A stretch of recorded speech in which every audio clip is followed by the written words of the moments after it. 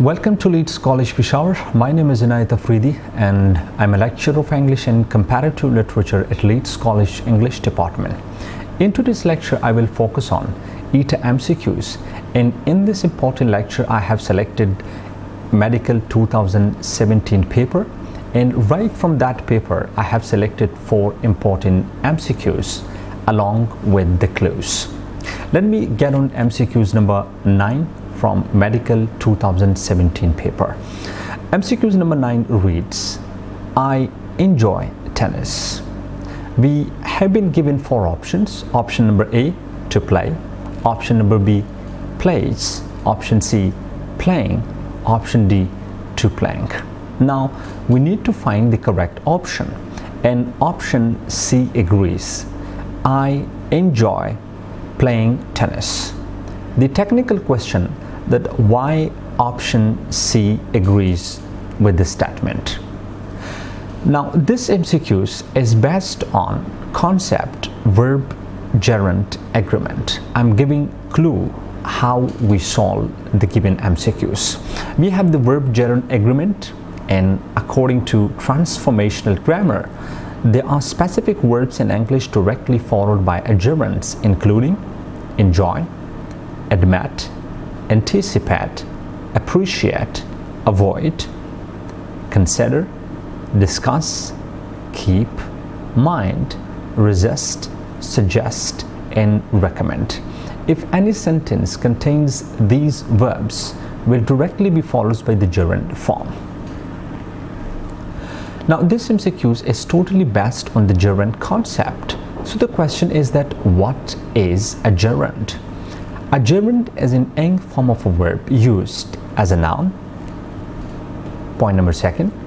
A gerund is used in the same ways as a noun, as a subject or as an object in a sentence. I have given one example.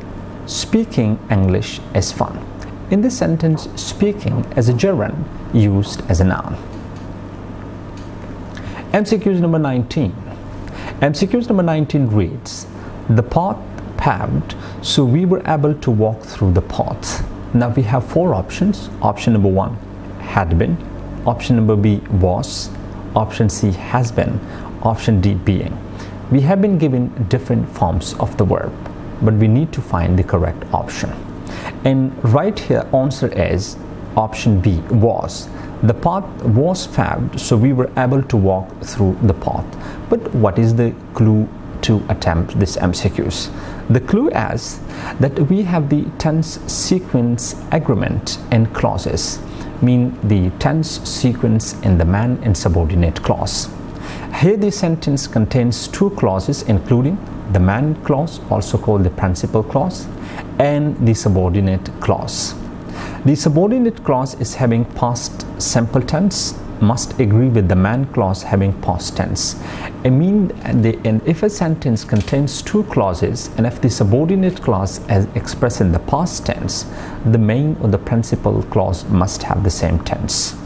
Here both clauses must agree in past tense aspect. MCQs number 30. He asked what my name was and what I did. This is indirect speech, and in options we have been given direct speech.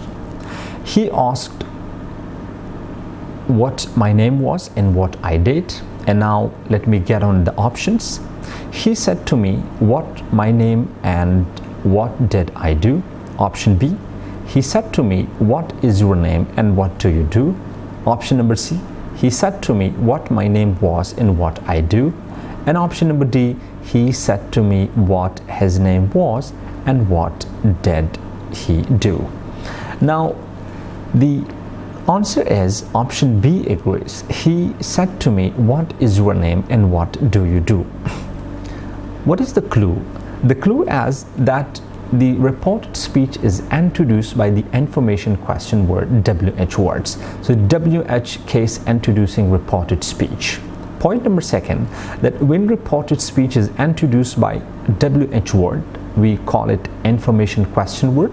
In indirect speech it remains same, mean the WH words doesn't change.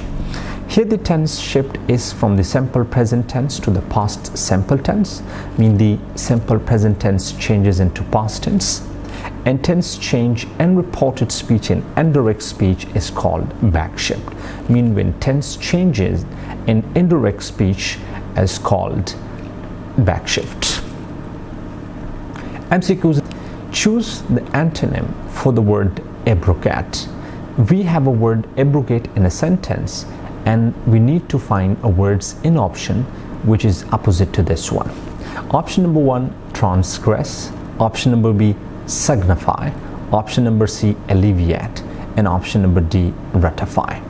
Answer D agrees ratify. But the question why option D agrees with that one. Clue for this MCQ is that we have semantic indifference. That means that a word's different in meaning to the next one. And according to Webster's Encyclopedic Unabridged Dictionary of English Language, the word abrogate has been taken out from the Latin word abrogate with the suffix us, abrogatus. And abrogatus literally means abolish, cancel, nullify, negate, and validate. And it is different from antonyms. Its antonyms are confirm, accredit, and authorize. Now this MCQ is totally based on the antonym concept. So let me define what we mean by antonym. A word with a meaning that is opposite to the meanings of another word. So here the word abrogate is opposite in meaning to the word ratify. Stay in touch with English. Have a nice time. Thank you very much for time.